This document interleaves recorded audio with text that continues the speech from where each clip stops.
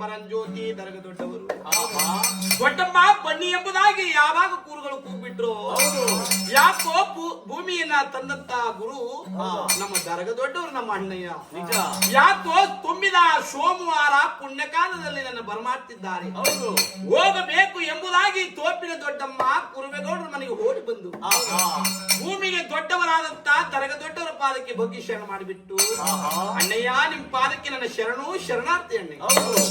ದೊಡ್ಡಮ್ಮ ಶರಣು ಶರಣಾರ್ಥಿ ಬನ್ನಿ ಅಂತೇಳಿ ಯಾವಾಗ ಗುರುಗಳು ಕೂಗಿದ್ರು, ಅಣ್ಣಯ್ಯ ಇವತ್ತು ನಮ್ಮನ್ನ ಬರಮಾಡಿದ ಕಾರಣವೇನು ಅಣ್ಣಯ್ಯ ಹೇಳಿ. ದೊಡ್ಡಮ್ಮ ಕಾಲ ತೀರಿತು, ಲೋಕ ಮಾಯವಾಯ್ತು, ನಾಳೆ ಕಲಿಗೆ ಎಂಬುದು ಹೆಚ್ಚು ಬಿಡ್ತು.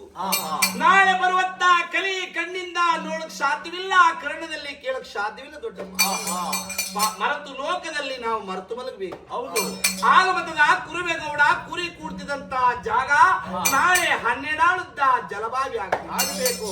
ನೋಡ್ಕಂದ ದೊಡ್ಡಮ್ಮ, ಒಂದು ಅಟ್ಟಿ ಕಟ್ಟಬೇಕಾದ್ರೂ ತೊಟ್ಟಿ ತಿರಿಬೇಕಾದ್ರೂ ಕಬ್ಬಿಣದ ಐದಾನುಗಳಾಗಬೇಕು. ಒಂದು ಅಟ್ಟಿ ಕಟ್ಟಬೇಕಾದ್ರೂ ತೊಟ್ಟಿ ತಿರಿಬೇಕಾದ್ರೂ ಕಬ್ಬಿಣದ ಐದಾನುಗಳಾಗಬೇಕು. ನಮಗೆ ಕಬ್ಬಿಣದಲ್ಲಿ ಐದಾನುಗಳಾಗಬೇಕು. ನಿಜ ಅಣ್ಣಯ್ಯ, ಕಬ್ಬಿಣದ ಐದಾನುಗಳಾಗಬೇಕು ಅಂತ ಹೇಳ್ತಿದ್ದ ಬುದ್ಧಿ. ರಾಜು ಬಪ್ಪಳಪುರದಿಂದ ಹೋಗಿ ಕಬ್ಬಿಣದ ಐದಾನುಗಳನ್ನ ಮಾಡಿಸ್ಕೊಂಡು ಈ ಕುರುಬೆಗೌಡರ ಮಠ ಮನೆಯನ್ನ ಮಾಡುವಂತ ಧೀರು ಯಾರಿದ್ದಾರೆ? ರೇಚಪ್ಪಾಜಿ ಕಳಿಸ್ತಾ ಇದ್ದೀರಾ, ಅಥವಾ ಶಂಕರಪಟ್ಟಣದ ಅರಸನ ಮಕ್ಕಳಾದಂತ ರಾಜು ಬುದ್ಧಿ ಪ್ರಭು ಬುದ್ಧಿ ಕಳಿಸ್ತಾ ಇದ್ದೀರಾ, ಅಥವಾ ಮುಟ್ನಳ್ಳಿ ಒಳಗಿರುವಂತ ಮಡುವಾಳ ಮಾಚಪ್ಪನ ಮಗನಾದಂತ ಫಲಾದಯ್ಯ ಕಳಿಸ್ತಾ ಇದ್ದಾರೆ?